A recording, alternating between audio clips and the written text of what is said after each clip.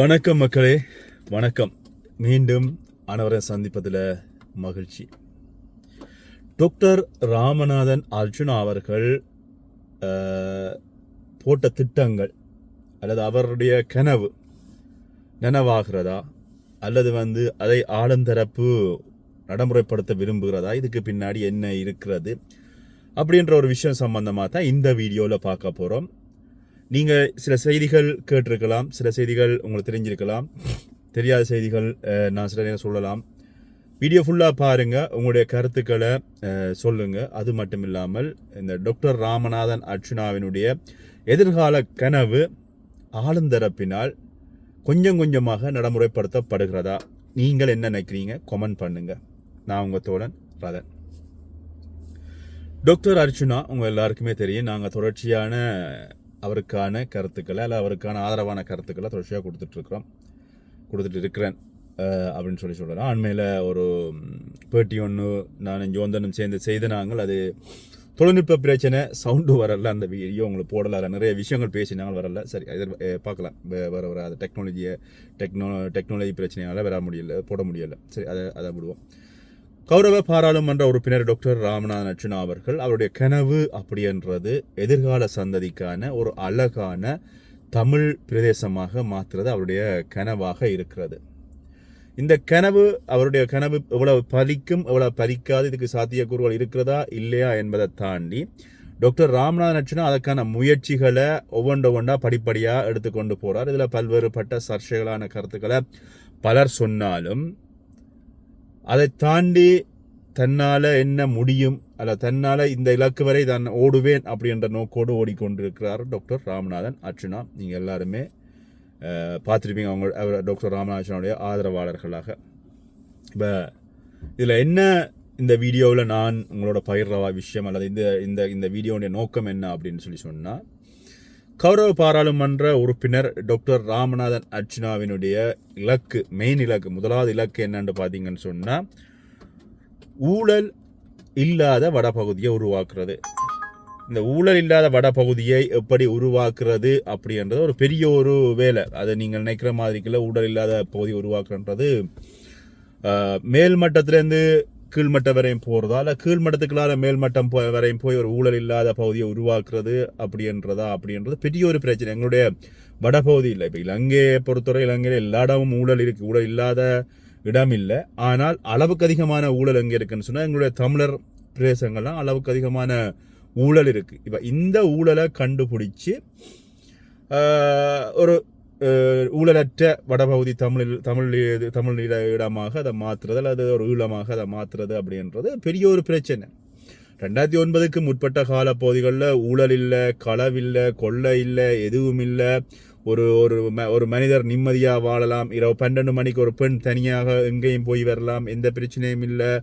அப்படி இருந்த ஒரு எங்களுடைய பிரதேசம் இன்றைக்கு பார்த்தீங்கன்னு சொன்னால் ஊழலுக்கு மேலே ஊழல், கொள்ளைக்கு மேலே கொள்ளல், போதை வஸ்துக்கு மேலே போதை வஸ்து, பெண்கள் திரிய முடியாது.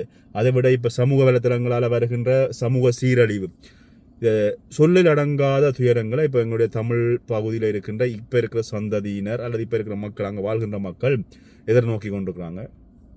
டாக்டர் ராமநாதன் அர்ச்சுனாவினுடைய இலக்கு ஊழலற்ற வடபகுதியை உருவாக்குறது அல்லது ஊழலற்ற தமிழர் பிரதேசத்தை உருவாக்குறது. அது வடக்கு கிழக்கா, அது அவருடைய திட்டத்துக்குள்ள என்ன சொன்னால் கிழக்கு பகுதியில் என்ன ஒரு கால் வைக்கல, வடக்கு அப்படின்றது அவருடைய நோக்காக இருக்கிறது.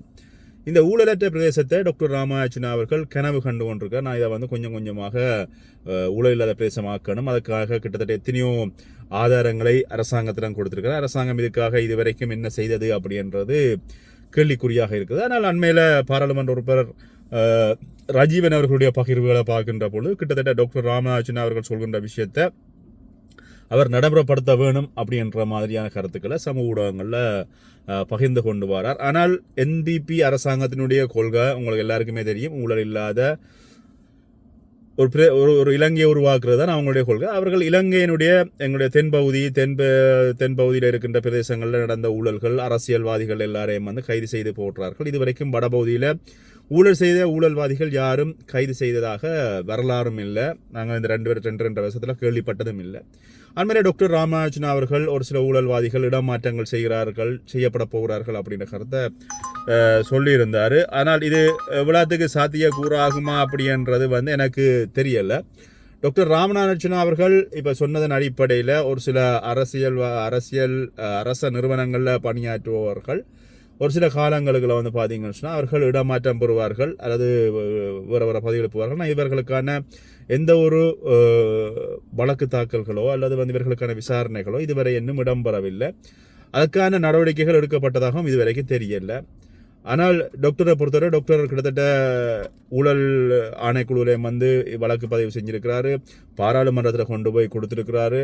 இப்படி இருக்கின்ற பொழுது இப்போ வந்து பார்த்தீங்கன்னா வடபகுதியில் ஊழல் ஆணைக்குழுவினுடைய காரியாலயங்களை வந்து திறக்கின்ற பொழுது அந்த ஊழல் ஆணைக்குழு காரியாலயங்களில் வந்து நீங்கள் எப்படி ஊழல்வாதிகள் பற்றிய தகவலை நீங்கள் வழங்கலாம். அது மட்டும் இல்லை, இன்னொரு செய்தி பரவி இருந்தது. உடனடியாக பணக்காரராகியது யார் அப்படி என்று சொல்லி உங்களுக்கு தெரிகிறது. இவர் எப்படி ஒரு ஒரு ஒரு சினிமா படத்தில் வர மாதிரி ஒரு 5 நிமிஷத்தில் வந்து பணக்காரராகினார் அப்படின்ற தகவலை வழங்குங்க அப்படின்ற ஒரு விஷயத்தை அரசாங்கம் வழங்கியிருந்தது. இப்போ இருக்கின்ற பொழுது டாக்டர் ராமநாதன் அவர்கள் எதிர்நோக்கின்ற அல்லது அவர் வந்து அவருடைய கட்சியினுடைய கொள்கைகளை அரசாங்கத்தை பொறுத்தவரையில் அரசாங்கம் அதை நடைமுறைப்படுத்துவதற்காக பல்வேறுபட்ட திட்டங்களை மறைமுகமாக செய்கிறது போல ஒரு விஷயம் வந்து தோன்றுகிறது. ஏனென்று சொன்னால் ஆங்காங்கே செய்திகள் வருகின்றன, அரச ஊழியர்கள் பற்றிய செய்திகள் வருகின்றது, அரச ஊழியர்களுடைய ஊழல்கள் சம்பந்தமான செய்திகள் வருகிறது.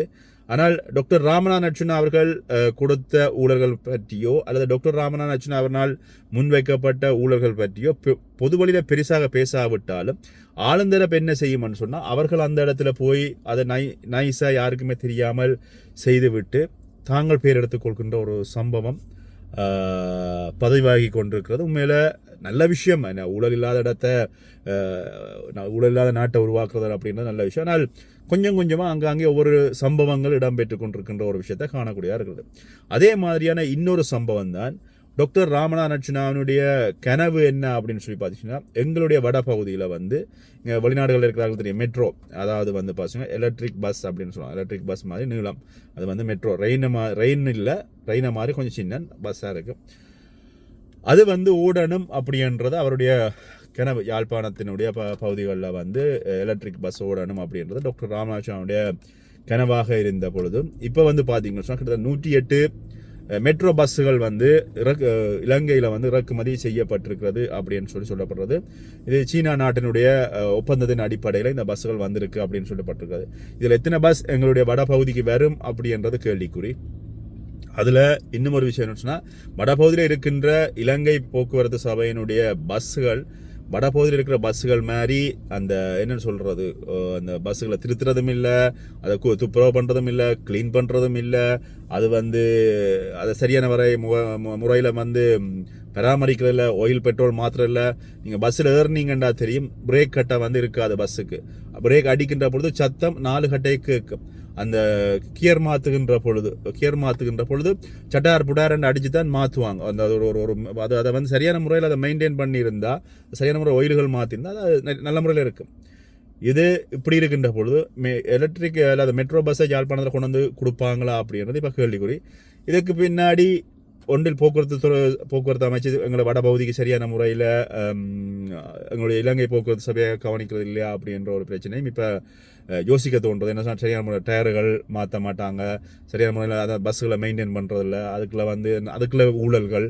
அப்போ இதுகளுக்கு தாண்டி இருக்கின்ற பொழுது இப்போ டாக்டர் ராமநாதனுடைய கனவு என்ன அப்படின்னா, வடபகுதியில் வந்து மெட்ரோ ஓடணும் அப்படின்றது டாக்டர் ராமநாதனுடைய கனவாக இருக்கிறது. ஆனால் அந்த கனவு நனவாகுமா இல்லையா என்ற தெரியாதில்லை.